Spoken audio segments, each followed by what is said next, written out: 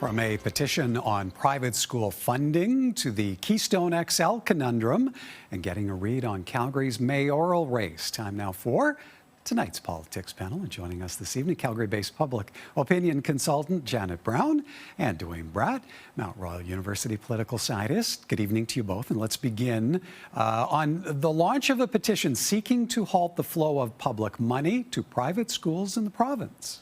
I was noticing Daniel Smith in a number of interviews saying there was no more money available for public education. And I know that there's a pocket of money that's going to private schools, and I am hoping that we can redivert that to support all students. On Tuesday, Elections Alberta approved the question, should the government of Alberta end its current practice of allocating public funds to accredited independent private schools? Organizers will have 120 days to collect more than 177,000 signatures that are needed to support the petition. Janet, there's long been contention over the funding of private schools in Alberta. What kind of window of debate do you see this petition now potentially opening, ideological or otherwise? Well, the fact that this petition has erupted just as we're a few days into a teacher strike is really sort of interesting. And as a pollster, I'm wondering, is this teacher strike just going to be, we're going to look back on it and see a disruption, or if this is a real inflection point in public opinion? And I don't know the answer to that, but I can't wait to measure it. But, you know, we've got public teachers on strike, and now we're just talking about public funding in general and our school system in general. And there are independent schools in this province, and the province gives them 70% of the per student funding that they give to public and charter schools. And so this is a complicated question. Should government continue to give this money? Some independent schools are very high-end schools designed for, you know, rich kids to enjoy small classes. Other independent schools aren't necessarily that way. They're based on kids with special needs, or maybe there's a religious component or something to it. So it's a really interesting argument, and I don't know what really to say about it at this point, except it's very fascinating to see all of these things explode at the same time. Well, and on that very point, Duane, how critical a discussion is this in the context of the teacher strike now gripping the province? Regardless of whether they're able to gather the signatures, and even though the threshold is lower and the time length is longer, it's still a tough bar to hit. Regardless of whether they hit it, they're intervening into the strike. This is now going to be part of the conversation around the strike is over the issue of private and independent schools. Already, Minister Nicolaitis has pointed out, he's making the argument, and in fact, independent schools subsidize the public system. Because they only get 70% per student instead of 100% per student. And he makes the case that if you got rid of that 70%, that they would all flood into the public system and we don't have space for them.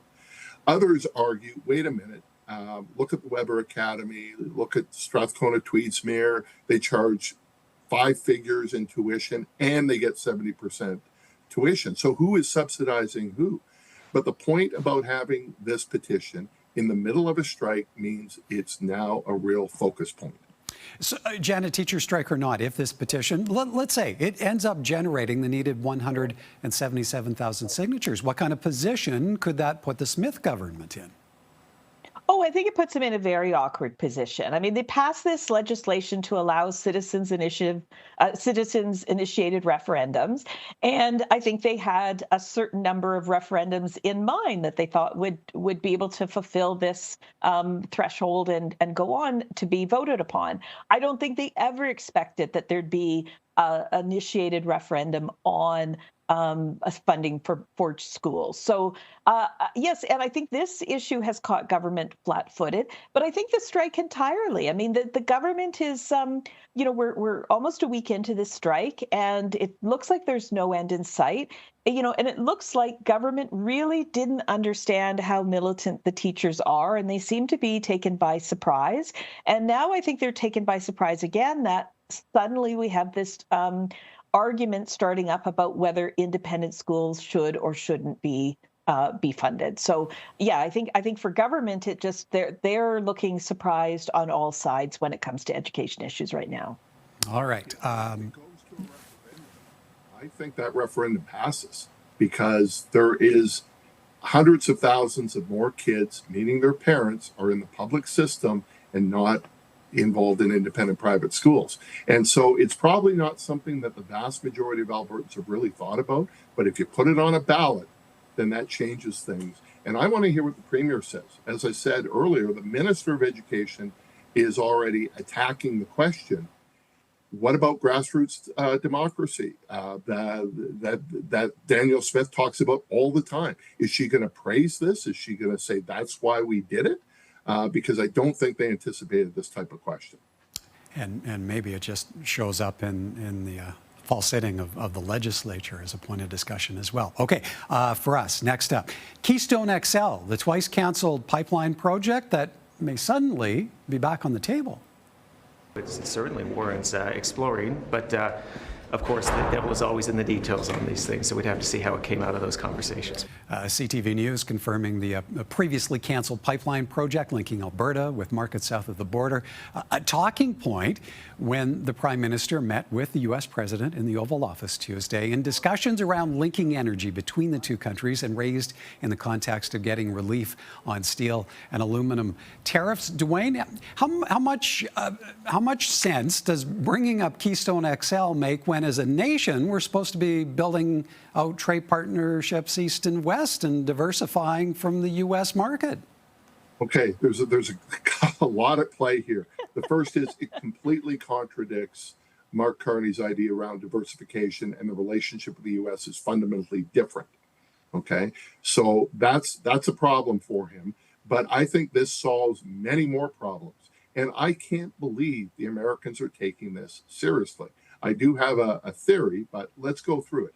Canada has always wanted Keystone to go through. Whether that was the Harper government, the Trudeau government, the Carney government, they want to go through. The problem's never been on the Canadian side. It's been on the American side. It was blocked by Obama. Then it was restarted by Trump. Then it was blocked by Biden. And so far, they haven't done anything. But even in the Trump years, it was blocked by various courts. Okay. And they're saying, we will work with you on Keystone if you drop steel and aluminum. Well, we already wanted Keystone. We already want the removal of steel and aluminum tariffs. Where is the win, as it were, for the Americans?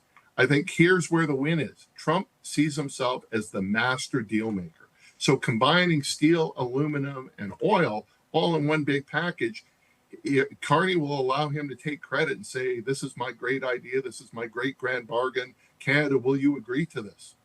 Yes, just don't throw us in the briar patch anymore, Mr. Trump. That's the last place we want to go. Like this is really smart politics by Mark Carney, even though it completely contradicts the diversification strategy. Okay, so Janet, if it is that momentum actually builds around reviving Keystone XL, both politically and from industry, where do you think that then leaves Premier Smith's push for a new pipeline up to the BC coast? Well, I guess we're going to find out when we do hear from the Premier. Is a pipeline a pipeline a pipeline? So she's been talking about Northern Gateway. She's been telegraphing that she completely expects Mark Carney will announce that that is one of the major projects when he announces the next tranche on Grey Cup weekend. But maybe all of this stuff talk about Keystone is telegraphing that Northern Gateway is no longer on the table because there's so much opposition. And Duane talked about the smart politics and how you deal with Trump. Maybe this is sort of smart politics and how you deal with Alberta.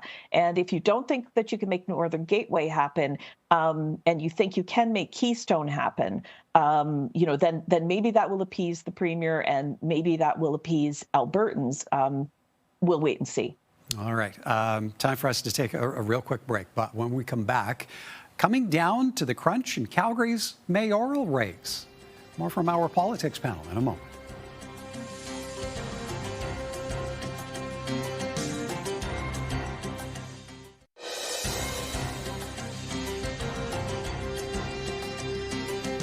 Welcome back. A full house Wednesday evening for a key mayoral debate in Calgary.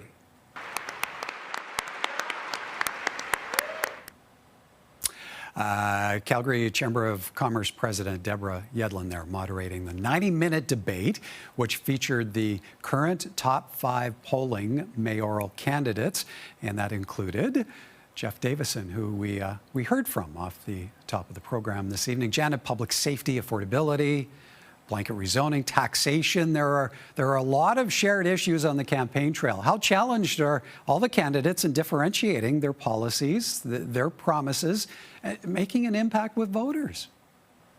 Well, this is just an election that it's been really, really hard for candidates to break through. And I think there's a few factors.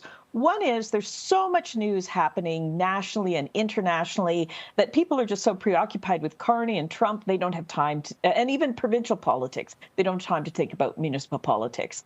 We've also had a very nice fall, and people are still hanging on to fall and maybe not re-engaging in political issues like they do. And then you've got the problem that we've got sort of 5 credible candidates, a very good thing from a Democratic point of view. But when people don't have time to put their attention onto this race, people just aren't paying attention. So, it is a 5-person race, and but there are also a lot of Calgarians who are just not even at the table yet thinking about this 10 days away. So very, very low interest in this election. And one of the reasons, and then I guess there's another reason, that the candidates aren't really being that provocative and distinguishing themselves in a very provocative way. So just there's so many challenges that are just kind of leaving voters feeling a little bit apathetic right now, and either people will scramble to figure out how they're going to vote at the last minute, or we're going to have very low voter turnout. Okay, so Duane, what's your read on how tight a race this is truly shaping up to be with less than 2 weeks to go, motivated voters or not? Oh, I think it's a very tight race amongst the five candidates, because the undecideds are so high. I don't think we're going to know on election night, and part of that is when we removed ballot counting machines. It means that they're not going to count the advanced polls until the next day. So if it's a landslide, we'll know, but it's not going to be a landslide. I don't think we're going to know until the Tuesday afterwards. And this, usually we say in a competitive race, voter turnout rises. I'm not seeing any indication of this. I'm seeing it a very competitive race, but I'm not seeing that people are actually engaged for all the reasons that Janet pointed out. And I'll throw the issue of parties out there. This was supposed to be the party election, but there's 3 parties. They all have similar names. They are having trouble distinguishing themselves. And you've got top tier candidates like Jeremy Farkas and Jody Gondek not running with the party. So there's a lot of confusion around what should be an exciting competitive race. All right, we're going to squeeze in one more topic, and that's the developing peace deal between Israel and Hamas. Here's what the Prime Minister had to say about it this morning. The next 48 hours are crucial. We urge the parties, particularly Hamas, to follow through, release all the hostages, and including the deceased hostages. Advanced by U.S. President Donald Trump, the agreement paves the way for a pause in fighting and the release of the remaining hostages in exchange for Palestinian prisoners. It comes just days after the 2-year anniversary of the October 7th attacks by Hamas. Duane, what is to be made of this moment? How much of a path does it actually pave to ending the hostilities? So I'm cautiously optimistic here. This is a big deal. There has been no agreement amongst the Israelis and Hamas for 2 years. Now there appears to be some, but let's see how it plays out. Let's see over the next 2 days if the hostages are released, if the shooting stops. Does the Israeli Defense Force leave Gaza? Does this lead to something more permanent? Or is this one of those ceasefires that lasts a week, 2 weeks, and nothing changes? I think it's too early to be popping the champagne, as we saw in the video. I think there's a path for peace. There is some optimism, but let's not be celebrating quite yet.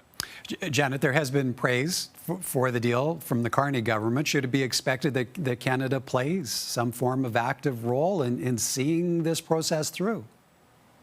Well, I I certainly hope that Canada plays an active role, right? We have a strong reputation on the international scene for being an honest broker, and I think Canada always has an important role to play in a situation like this. So, but as Duane said, it's a ceasefire agreement. That doesn't mean that we're necessarily headed to enduring peace. So let's hope that this ceasefire does turn into enduring peace, and there is, getting sort of a peaceful settlement, and then even when we reach a peaceful settlement, recovery in Gaza is going to be long and hard.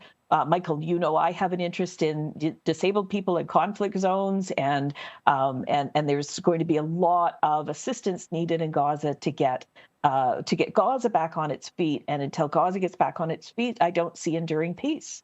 All right, Duane, I think we have maybe 30 seconds left. If this does end up being successful, a surefire Nobel Peace Prize for the central figure here, Donald Trump? It's fascinating when you watch the meetings in the Oval Office today. All of the other speakers were basically saying award Trump the Nobel Peace Prize for this. He desperately wants this. I think this matters more to him than the actual conflict on the ground.